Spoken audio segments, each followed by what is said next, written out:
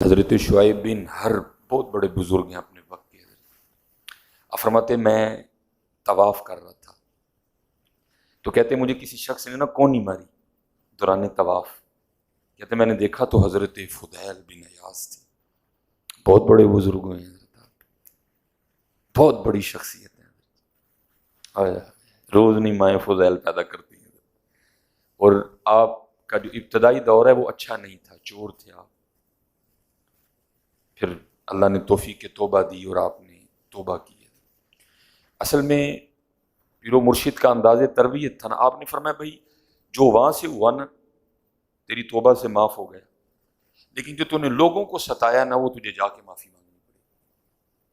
وہ لکھا آپ ایک ایک شخص کے پاس گئے معافی مانگنے، جس کو لوٹا تھا، جس کو ڈرایا تھا، کس کی گھر چوری کی تھی.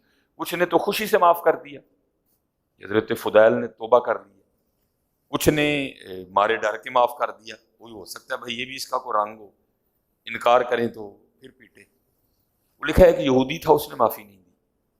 اس نے کہا فضیل پہلے 12 سال تجھے میری نوکری کرنی پڑے گی پھر معاف کروں گا.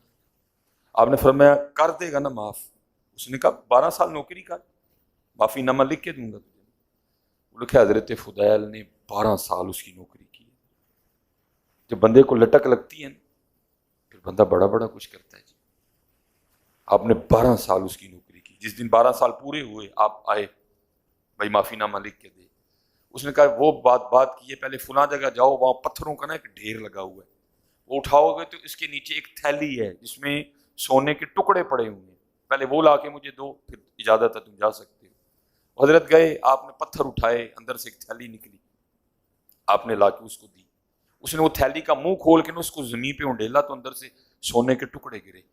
وہ یہودی حضرت فضیل کے قدموں میں گر گئے اور کہنے لگا فضیل مجھے بھی کلمہ پڑھاؤ. آپ نے فرمایا میں تجھ سے اپنے گناہوں کی معافی مانگنے آیا ہوں، تو کہہ رہا ہے مجھے کلمہ پڑھاؤ. تو وہ یہودی کہتا ہے کہ ہماری تورات میں لکھا ہوا ہے کہ جب کوئی محمدی سچی توبہ کرے گا اگر مٹی کو ہاتھ ڈالے گا تو سونا بنا دے گا. یہ ہماری تورات میں لکھا ہوا ہے کہ اگر اس کی شرط یہ ہے کہ اس کی توبہ سچی ہو، کچی نہ ہو. اس کی توبہ سچی ہو، پکی ہو. اگر وہ پتھر مٹی کو ہاتھ لگائے گا تو اس کو سونا کر دے گا.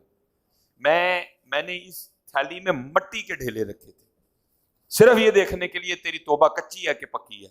یہ دیکھ فضیل تو نے ہاتھ لگایا تو مٹی کو تو نے سونے میں تبدیل کر دیا. مجھے بھی کلمہ پڑھا، مجھے بھی اپنے ساتھ لے. بہت بڑی ہے. یہ حضرت سیدنا طاؤس رحمۃ اللہ تعالی علیہ بہت بڑے بزرگ ہیں. فرماتے میں ایک دن حضرت امام زین العابدین رضی اللہ تعالیٰ عنہ کی بارگاہ میں حاضر ہوا تو کیا دیکھتا ہوں آپ کا سر مبارک سجدے میں ہے اور اللہ کی بارگاہ میں عرض کیا کر رہے ہیں عبیدک بفنائک، اے اللہ تیرا بندہ تیری بارگاہ میں حاضر ہے. عبدو کا نہیں بولا، عبیدک، تیرا بندہ تیری بارگاہ میں حاضر ہے. پھر کیا کہتے ہیں مسکینوں کا بھی فنائک، تیرا مسکین تیری بارگاہ میں حاضر ہے. پھر کیا کہتے ہیں سائلوں کا بھی فنائک، تیرا سوالی تیری بارگاہ میں حاضر. پھر کیا کہتے ہیں فقیروں کا بھی فنائک، تیرا فقیر تیری بارگاہ میں حاضر ہے. اللہ پتہ ہے جو کہہ رہے تھے وہ کون تھے؟ جن کے لیے حضرت قرآن اترا کرتا تھا. قُلْ لَا أَسْأَلُكُمْ عَلَيْهِ أَجْرًا إِلَّا الْمَوَدَّةَ فِي الْقُرْبَى إِنَّمَا يُرِيدُ اللَّهُ لِيُذْهِبَ عَنْكُمُ الرِّجْسَ أَهْلَ الْبَيْتِ وَيُطَهِّرَكُمْ تَطْهِيرًا. جن کے لیے قرآن اترا کرتا تھا. تیری نسل پاک میں ہے بچہ بچہ نور کا، تو ہے نے نور، تیرا سب گھرانہ نور کا. حضرت سیدنا امام حسین رضی اللہ تعالیٰ عنہ کے شہزادے ہیں آپ. حضرت اس وقت حضرت جی روح زمین پہ جتنے بھی حسینی سادات ہیں نا، حسینی سادات وہ سارے آپ کی نسل پاک میں سے ہیں. لیکن عاجزی دیکھو عبیدک بفنائک، تیرا بندہ تیری بارگاہ میں آیا. مسکینوں کا بفنائک، تیرا بھائی ہم تو ہیں ہی فقیر نا، ارے وہ تو شانوں والے تھے جی. لیکن عاجزی دیکھو اس طرح مانگا جاتا ہے حضرت جی، جس طرح ہم چودھری بن کے مانگتے ہیں اس طرح نہیں ملتا. سائلو کا بفنائک، تیرا سوالی تیری بارگاہ میں حاضر ہے. फकीरू का भी फिनाए, तेरा फकीर तेरी बारगाह में हाजिर है। हजरत ताऊस फरमाते हैं उसके बाद मुझे जब भी कोई मुश्किल पड़ी, मैंने इन्हीं अल्फाज से, जो हजरत इमाम ज़ैनुल आबिदीन के अल्फाज थे, कहते मैंने इन्हीं अल्फाज से अल्लाह के हुजूर दुआ की, अल्लाह ने मेरी दुआ कबूल कर ली। एक हजरत कह रहे थे कि जी दुआ नहीं कबूल होती। हजरत पहली वजह तो ये है कि अपने खाने का बड़ा ध्यान रखें, हलाल खाया करें। दुआएं कबूल ना होने की एक बहुत बड़ी वजह हजरत लुक़मा हराम है। हम खाते हुए बिल्कुल नहीं देखते कि ये हलाल है या ये हराम है।